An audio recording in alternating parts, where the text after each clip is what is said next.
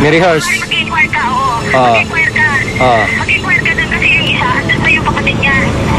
Sino? Si... Oo. Kasi dapat dalawa makuha natin. Sa puntong yoy, nagpasya kami na ikutan ang tinutukoy ni Juliet na transient house ng pamilya. Pababa na sana ng sasakyan ng grupo nang muli na namang tumawag si Juliet. Anong oras? Sakto alas 2 ah.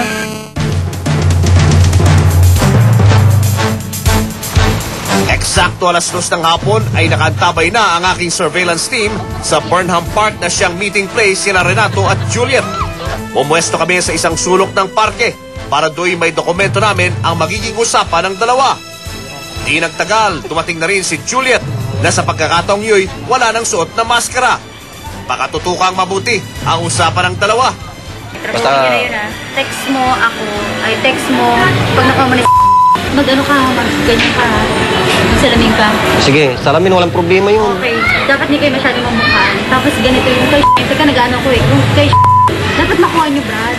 Kasi mas maganda timingan yung wala sila. Para walang problema. Sila, ano... Aangangan yung mga kapatid doon.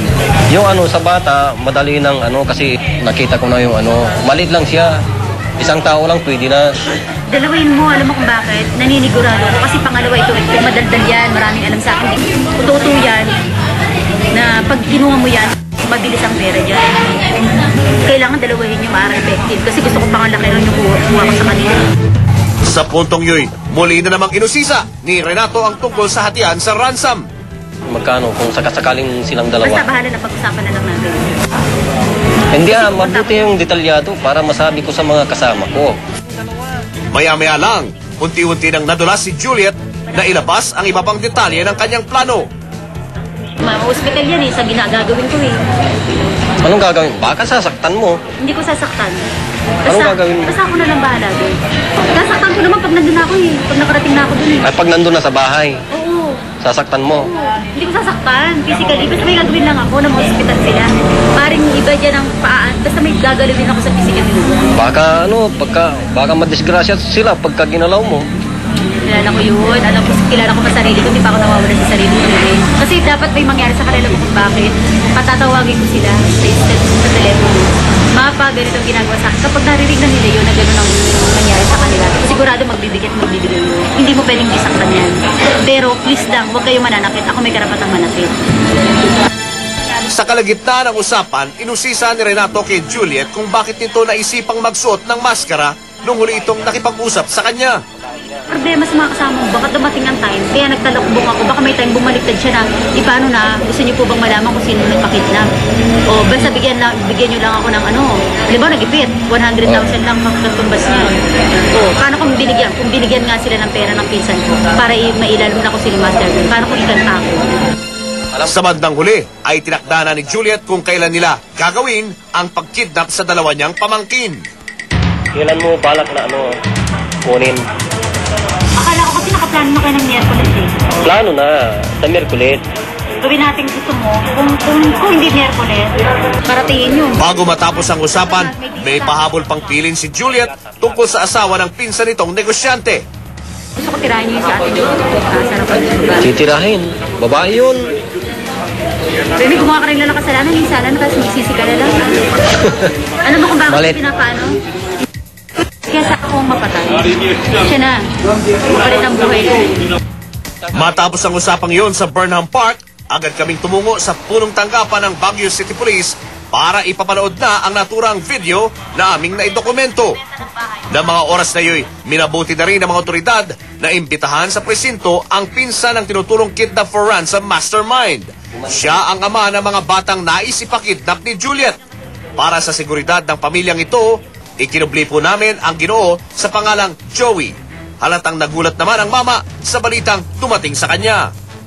Binigay yung situation. So, hinihintay ko sila dito kanina mga 3 o'clock hanggang dumating na itong mga gadgets pinapakinggan ko nga kanina. Nandito yung mga plano, anong gagawin, magkanong kukunin. Base sa plano upang maiwasan ang gulo at tromang maaring idulot ng gagawing kidnapping ay napagkasunduang dadamputin agad ang suspect sa sandaling maaktuhan ang pag-abot nito kay Renato ng paunang pondo para sa trabahong iyon. Magtimang ka naman. Initial ka mo. Kinabukasan ay nagtagpo na ang grupo ng mga otoridad, XXX at pamilya ng mga biktima para sa nakatakdang pagkikita ni Renato at Juliet sa Wright Park. Matapos ito ay tumulak na ang tropa patungo ng Wright Park. Saan na kayo? Anong balita sa entrapment? Sir, pumayag na yung pamilya. Tuloy na yung entrapment operation.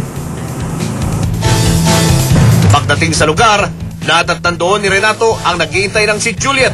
At tulad nga ng napagkasunduan, humingi na ng panggastos si Renato mula sa kanilang mastermind. Ano bang pagkakastusan nyo? Di ba kukunin nyo lang pagkatapos kanya-kanya muna tayo?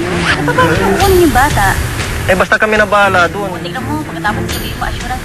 Inaano ko kayo? Hindi, siyempre, ikaw nag-uutos sa amin. Oo nga. Bigyan mo ko ng 100, yung 2,000. Wala akong kapera-pera. Napupunta na nga sa inyo lahat ng naano ko. Napupunta sa bibigay ko sa iyo eh. Malalaking ano ko to eh. Hindi ganun pera, inutang ko pa nga ito eh. O, tingnan mo, bagong-bagong inutang ko. Tayo mo 100, wala akong pagpamasahe, wala akong kapera. Sana sabihin mo naman doon sa mga ano mo. Kaya nga gumagawa na para magkapera. Hindi ako big time mo. Maya-maya pa inabot na ni Juliet kay Renato ang pera. Dito na sumalakay ang mga pulis. Habang nangyayari ang hulihan, ay halatang natulala itong si Juliet. Ina-arrestar ka namin sa salang attempted kidnapping. Ano po yung At ikaw ang may karapatang manahimik o magsawalang kibo at kumuha ng isang tagapagtanggol. Pero ang ipasok na ito sa sasakyan papunta ng presinto ay saka ito nagwala. Pilit niyang itinatanggi ang mga akusasyon laban sa kanya. Pwede ba? Punta nyo kanina. Ba't po kayo nagpunta kanina dyan? Sino yung tinagpo nyo? Sorry! Para saan? Ano yung usapan nyo po? Meron kaming parang pinag-ano na parang gagawin namin. Ano po yung gagawin nyo? Kasi meron kaming pinaplano. Na? Pero hindi yung sinasabi nyo na ano yun. Ano, pinapabili po ba kayo? Meron ako sanang lupa na inaano sa kanya. Yun ho yung pinag-uusapan nyo all the while. Oo. Nung nasa presinto na kami, nagsimula ng magdatingan ang mga pinsan at magulang ng mga batang pinagplanuhang ipakidnap ni Juliet.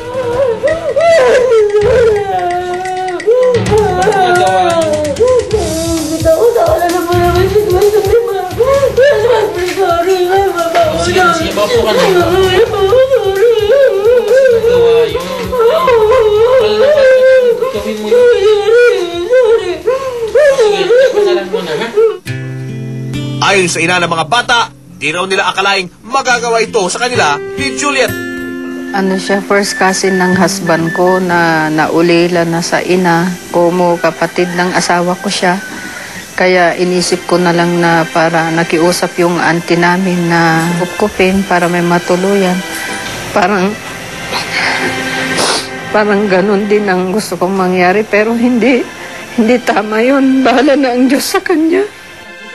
At bagamat kamag-anak raw nila ito, Pag-uusapan naming mga kamag-anak niya. Pero at least ang gusto ko lang talagang maalarma na siya ang mastermind. Dahil pagka hindi na agapan ng ganito, baka susunod na kami. samantala sinikap ng XXX na kunin ang panig nitong suspect na si Juliet Sinlao, pero tumanggi na itong magsalita sa harap ng kamera. Okay, para malinaw na. Kasalanan ko na po. Nagsisisi po ako. Gusto kong harapin yung pamilya ko na lang. Sila na lang po, please. Ikinatuwa naman ng hepe ng Baguio City Police na si Police Superintendent Moises Guevara ang kinalabasan ng operasyon kontra kidnapping noong araw na yon. We just received the Best City Police Office of the Year nationwide. Tapos meron tayong kidnapping. Nako, yan ang hindi natin kayang tanggapin niya. At parang araw din ang pamarisa ng iba, This kind of criminal act. So with that, makakasuhan sila natin ng attempted kidnapping. bagamat nakapagpiyansa agad ang suspect na si Juliet Sinlao, umani pa rin ang papuri ang impormanting si Renato sa kanyang lakas ng loob na isiwalat at pigilin ang masamang balak ng kaibigang si Juliet. Malaking pasasalamat ko. Hindi ko alam kung paano ko siya gantihan.